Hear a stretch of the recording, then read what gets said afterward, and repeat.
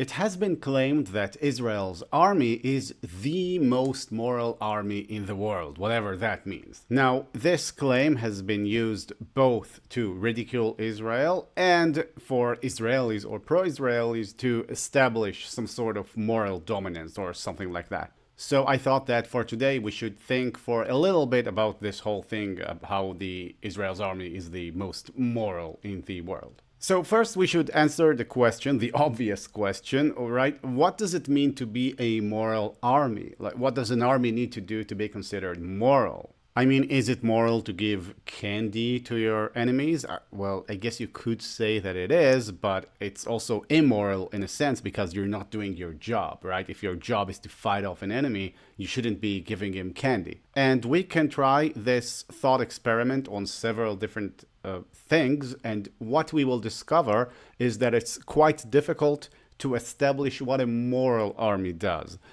It's far easier to establish what an immoral army does. That is, to maybe kill indiscriminately or to take part in some sort of larger genocide that's being committed by other arms of the country. For example, in World War II, the Wehrmacht, the German army, was assisting the SS, which was another organization outside of the army, to conduct its genocide. A third way to describe morality, which I do not like, but many people seem to prefer, is to simply adhere to law. And by that I mean that an army is moral if it sticks to the law, in this case the law of warfare or combat or whatever you like to call it. And it is immoral if it does not stick to the law. Now, the obvious problem here is that the law is not always moral. Take the obvious case of World War II, right? The Wehrmacht was not acting illegally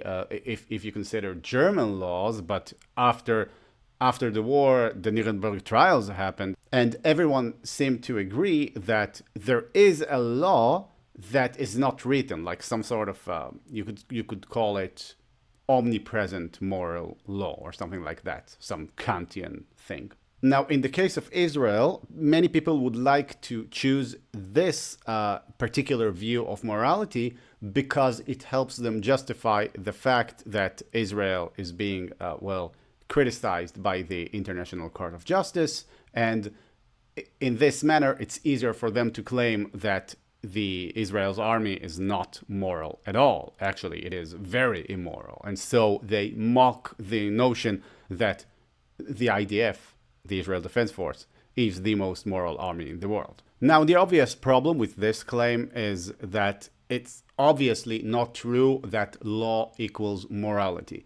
And in the case of Israel-Hamas, there's another problem, and that is that the international law is actually a weapon that serves Hamas against the IDF.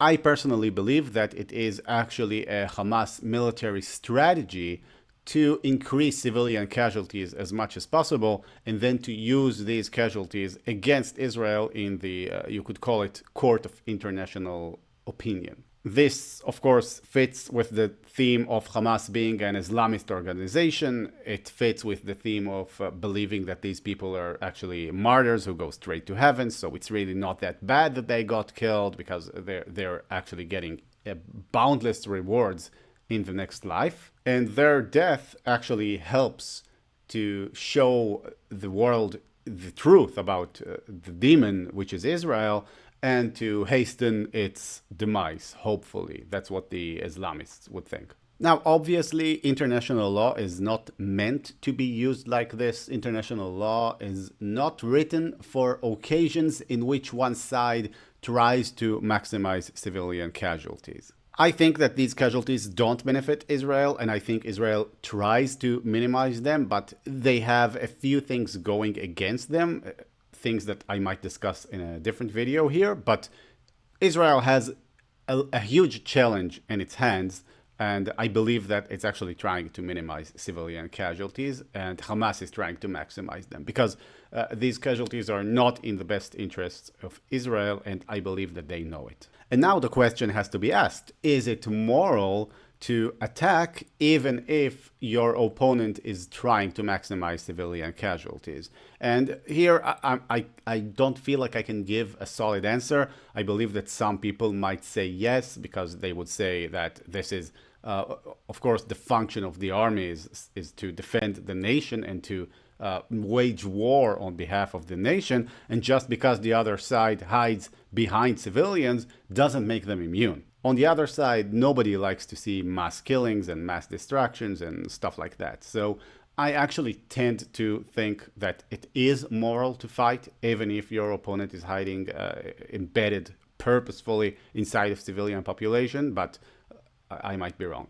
But here's something interesting that I believe is worth mentioning. When Muslims fight against Muslims, when you could say fundamentalist Muslims fight against fundamentalist Muslims, there is no trend of one group hiding behind its own civilians. It's somehow unique to Hamas.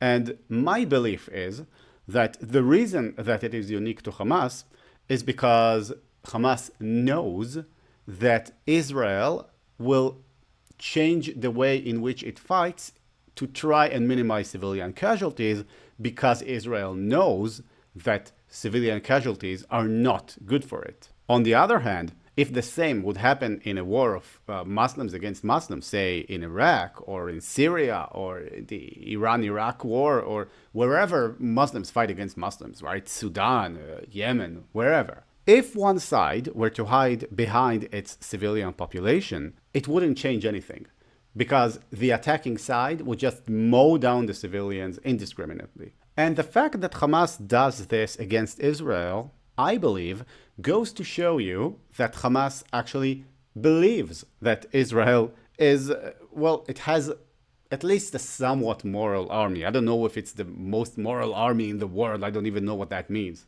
So in this sense, the IDF is at least not the least moral army that you can think of. I don't know if it's the most moral army in the world. I don't even know what that would mean. Does it mean that it's the most moral army out of all armies potentially? Or does it mean that it's the most moral army out of all the armies that are fighting right now? Because if you count based on all ongoing wars, I think you could actually make a case that the IDF is the most moral army in the world. But if you're making a case about all the armies, even those who are not engaged in conflict, then you would probably try to argue that the most moral army in the world is the army that never acts. But you could argue with that as well. So these were my thoughts about the IDF and the claims that it is the most moral army in the world. Thanks for watching and listening, and see you next time.